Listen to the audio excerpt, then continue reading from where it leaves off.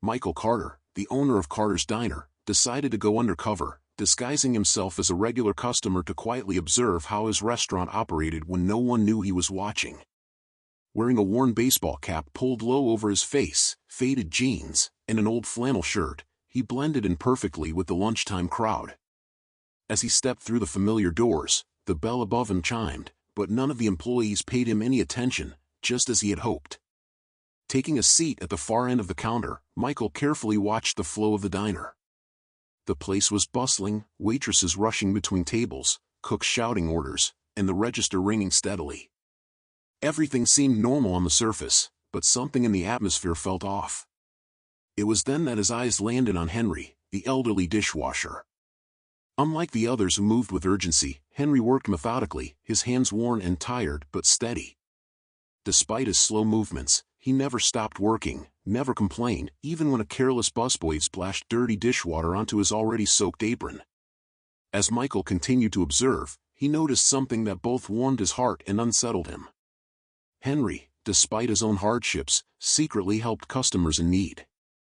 He watched as the old man discreetly handed money to a struggling mother who came up short on her bill. However, just as this act of kindness unfolded, Michael overheard two cashiers, Troy and Megan, sneering in the background. They mocked Henry, calling him a fool for giving away his own money when he could barely afford to take care of himself. Their cruel words struck Michael like a blow. Then, something even more disturbing happened. The two cashiers, unaware of Michael's presence, began plotting against Henry. With hushed voices and conspiratorial glances, they devised a plan to make it seem as though Henry was stealing from the register. Michael sat frozen, his coffee untouched, as he listened in disbelief. Fury and disappointment churned in his chest. How could this be happening in his own diner? How had he failed to notice the toxic behavior festering among his staff? Determined to uncover the full truth, Michael spent the next day observing even more closely, watching how Henry carried himself and how others treated him. He followed Henry after his shift and was devastated to discover that the elderly man was living in a dilapidated trailer behind the diner, struggling to get by while still selflessly helping others. That night, Michael couldn't sleep. The stark contrast between his own life of comfort and Henry's daily struggles haunted him. By dawn, he had made a decision. This wasn't just about firing a couple of dishonest employees, this was about taking responsibility for the culture he had allowed to develop in his diner. He set a plan into motion, knowing that by the end of the day, justice would be served, and things would never be the same at Carter's Diner again.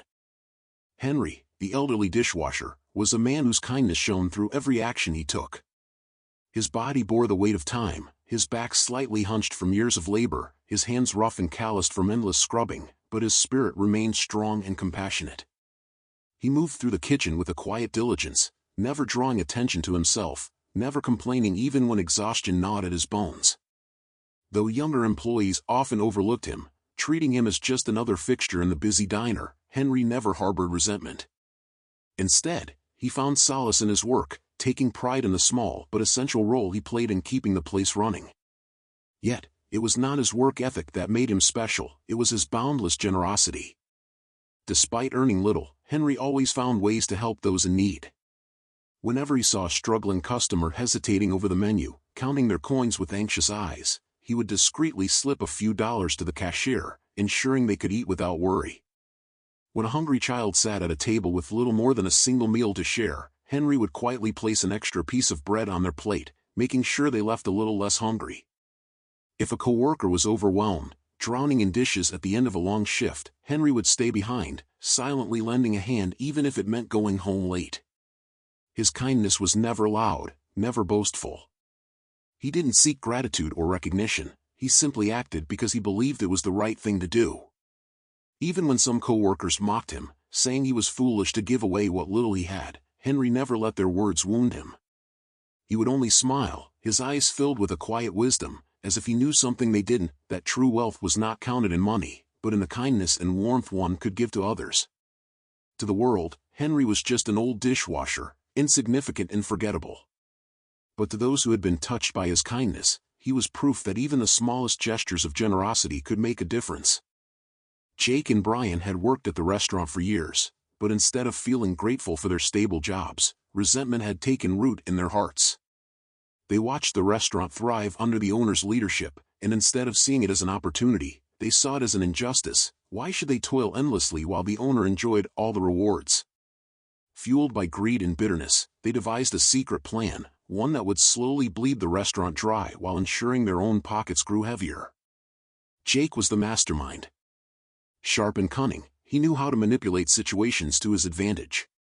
He had always resented authority, and deep down, he believed he deserved more. Brian, on the other hand, was not as clever but was easily swayed by promises of wealth. He followed Jake's lead, eager to escape his monotonous life as a cashier. Together, they crafted a scheme so subtle that no one would suspect them, at least, that's what they thought. At first, their actions were small. Jake took advantage of his control over inventory, making tiny adjustments to the records so that supplies seemed to run out faster than they actually did. Meanwhile, Brian tampered with the cash register, taking small amounts of money at a time, just enough to remain unnoticed. The first few times, they felt an exhilarating rush, their hearts pounding as they pocketed the stolen cash. But as days passed without consequence, their confidence grew. Emboldened by their success, they became more daring. Jake began stealing bulk supplies and reselling them elsewhere for personal profit. Brian, now skilled at covering his tracks, manipulated sales records to make it seem as though there was less income than there actually was. They smirked to themselves, certain that their deception was foolproof. To the outside world, they were nothing more than loyal employees, working hard to keep the restaurant running.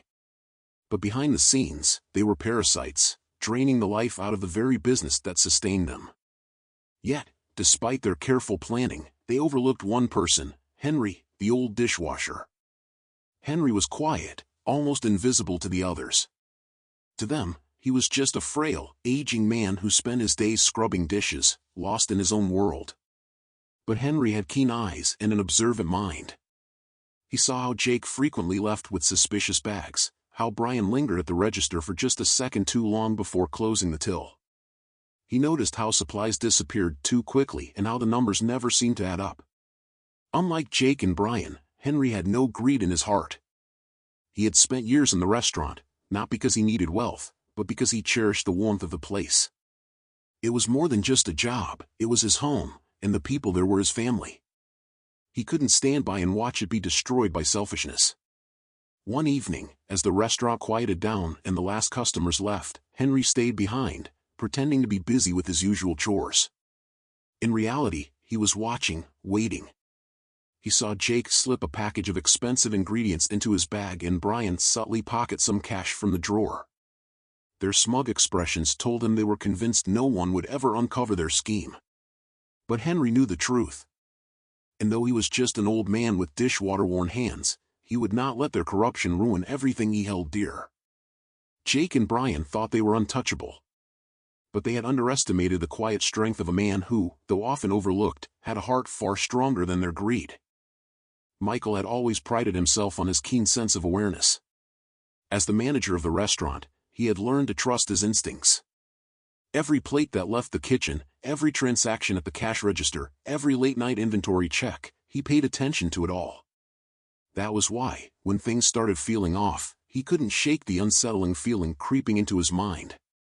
At first, it was just small things, missing ingredients that weren't properly accounted for, a discrepancy in the monthly reports, and an unusual dip in revenue that didn't align with the restaurant's steady stream of customers. It was subtle, almost imperceptible, but Michael knew the numbers.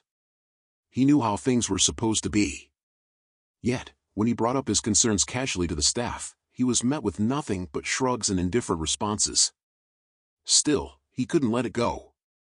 One evening, long after the restaurant had closed and most of the staff had gone home, Michael stayed behind to finish some paperwork. The kitchen was silent, the faint hum of the refrigerator the only sound filling the empty space. Just as he was about to pack up for the night, he heard it, soft whispers coming from the storage room. His heartbeat quickened. Carefully, he stepped out of his office, moving quietly down the dimly lit hallway. The door to the storage room was slightly ajar, and through the narrow gap, he could make out two figures standing close together. His pulse pounded in his ears as he recognized them, Jake, the senior chef, and Brian, the cashier. Michael held his breath, pressing himself against the wall, listening. "This is almost too easy," Brian muttered, stuffing a wad of cash into his pocket. "No one has a clue." Jake let out a low chuckle as he zipped up a large black duffel bag filled with stolen ingredients, expensive cuts of meat, bottles of premium wine, high-quality seafood. "Told you," he said smugly. "The old dishwasher doesn't ask questions, the waiters don't pay attention, and Michael," he scoffed. "That guy's too busy with his reports to notice what's happening right under his nose." Michael's jaw tightened. A mix of anger and disappointment twisted in his chest. He wanted to barge in, to confront them right then and there, to demand an explanation, but he forced himself to stay still. He needed to think. If he acted impulsively, they might cover their tracks, deny everything, or even find a way to turn suspicion onto someone else. No, he needed proof.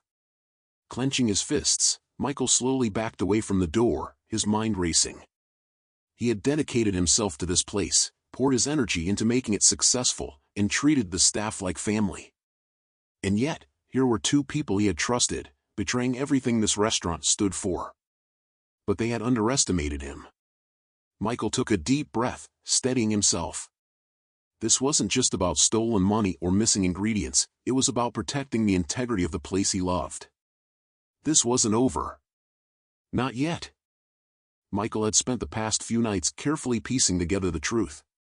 What had once been vague suspicions had now solidified into undeniable certainty. Jake and Brian, two of his most trusted employees, were stealing from the restaurant. It wasn't just a one-time incident.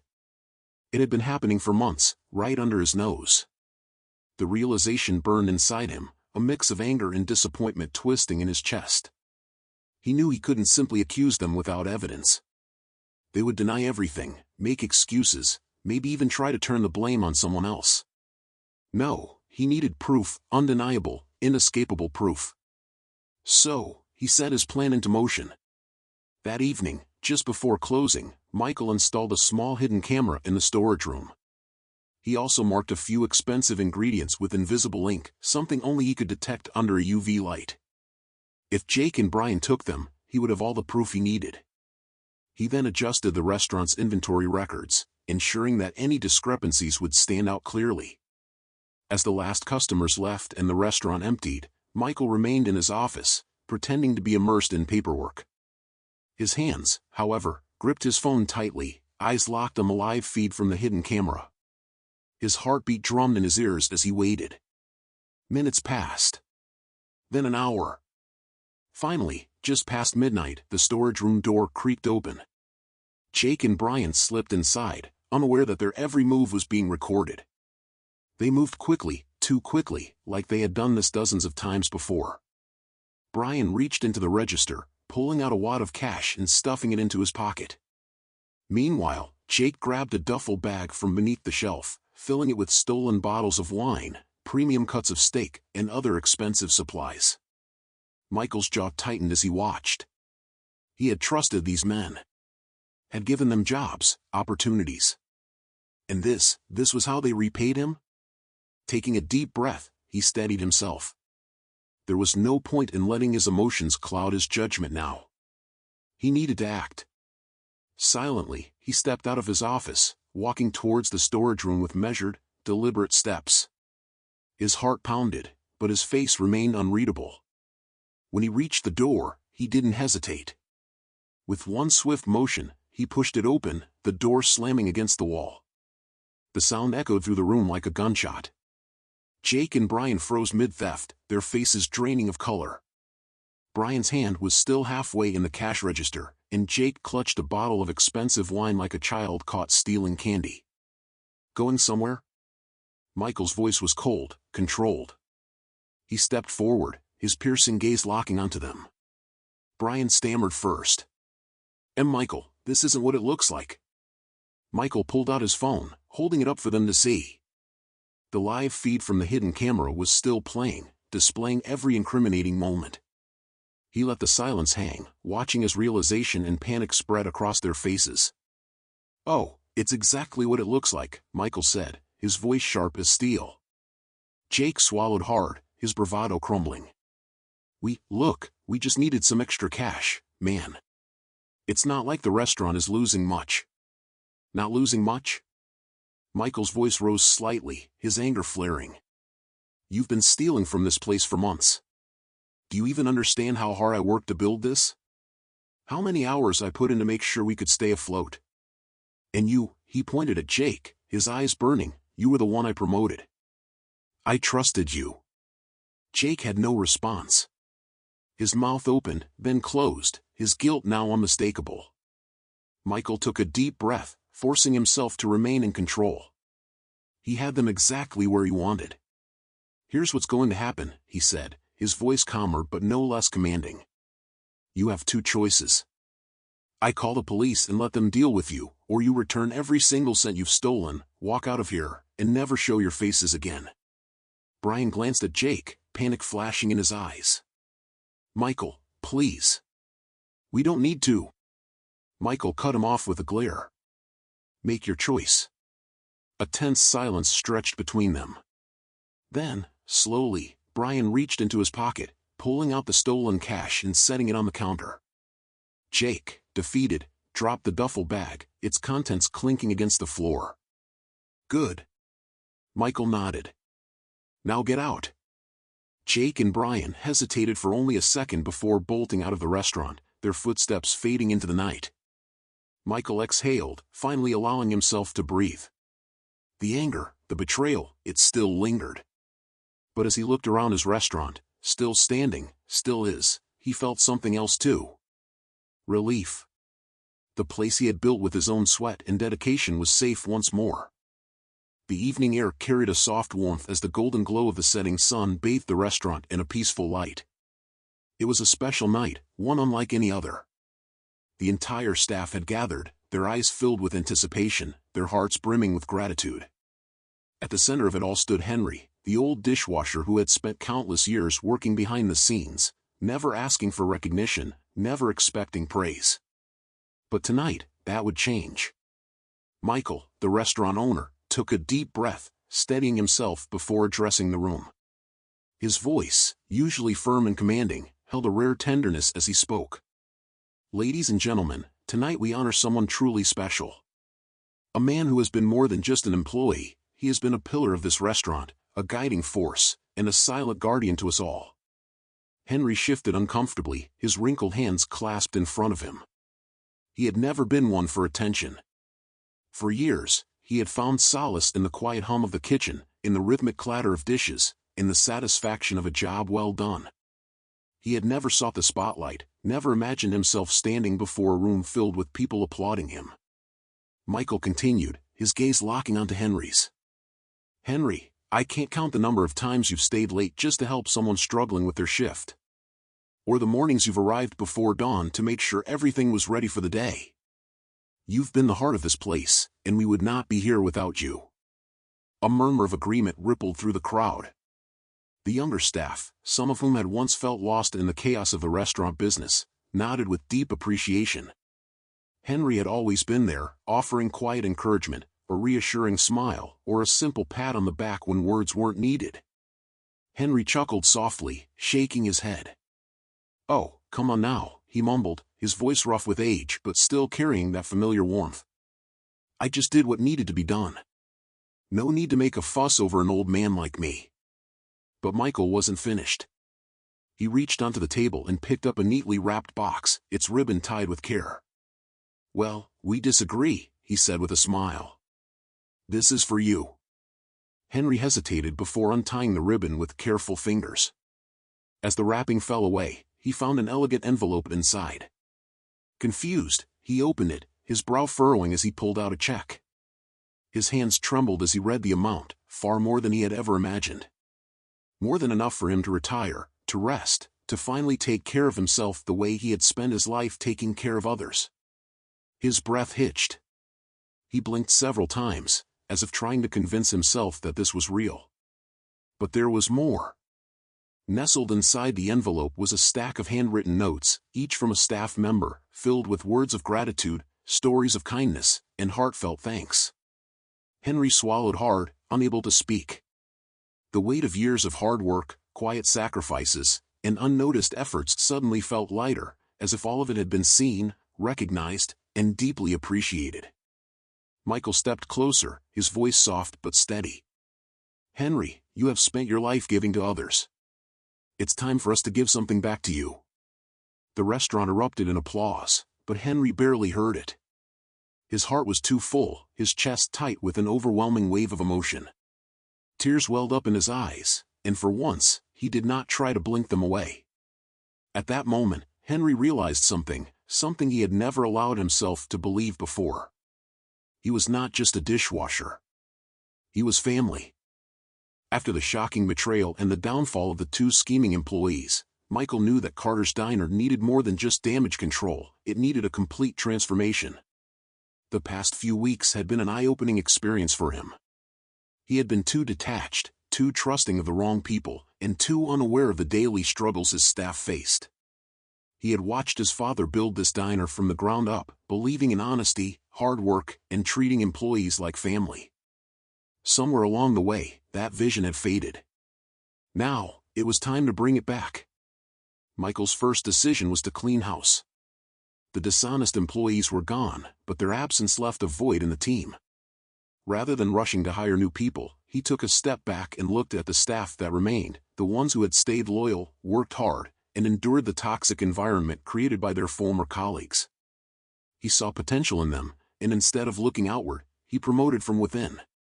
Employees who had once been overlooked were now given positions of greater responsibility, filling them with a renewed sense of purpose and motivation.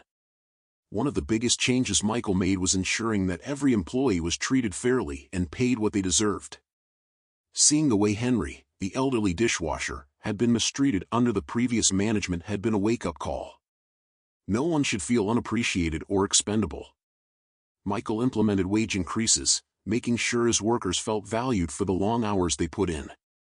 It was a financial risk, but he believed that a happy and motivated staff would make the diner more successful in the long run. But wages weren't the only issue, working conditions needed improvement too. The kitchen equipment was old and inefficient, making daily tasks harder than they should be. Michael invested in upgrades, ensuring the kitchen ran smoothly and safely. He also made adjustments to employee schedules, introducing proper break times so no one was overworked. Team meetings became a weekly occurrence, allowing staff to voice concerns, suggest changes, and feel like they had a real say in how the diner operated. The menu also underwent a transformation. While Carter's Diner was known for its classic comfort food, Michael saw an opportunity to innovate. He worked closely with the chefs and waitstaff to create new dishes that maintained the spirit of the diner while appealing to a broader audience. Healthier options, seasonal specials, and fresh ingredients became a priority. Customers noticed the change, and business began to pick up, not just because of the food, but because the energy inside the diner had shifted. Perhaps the most significant change, however, was in Michael himself. He had always been the type of owner who managed from a distance, trusting others to run the daily operations. But after everything that had happened, he realized that a true leader wasn't just someone who gave orders, it was someone who was present, engaged, and willing to put in the work alongside their team. He started spending more time at the diner, not as a boss looking over shoulders, but as an active part of the crew. He greeted customers, helped in the kitchen when things got busy, and listened to his employees in a way he never had before. As weeks passed, the changes became evident. The tension that had once filled the diner was gone, replaced with laughter, teamwork, and a renewed sense of pride. The employees felt like they were part of something bigger than just a job, and the customers, many of whom had been loyal for years, could sense the difference. One evening, as Michael stood at the counter, watching Henry share a joke with the younger staff while a group of customers happily chatted over their meals, he realized something. Carter's Diner wasn't just a business. It was a family. And for the first time in a long time, it finally felt whole again.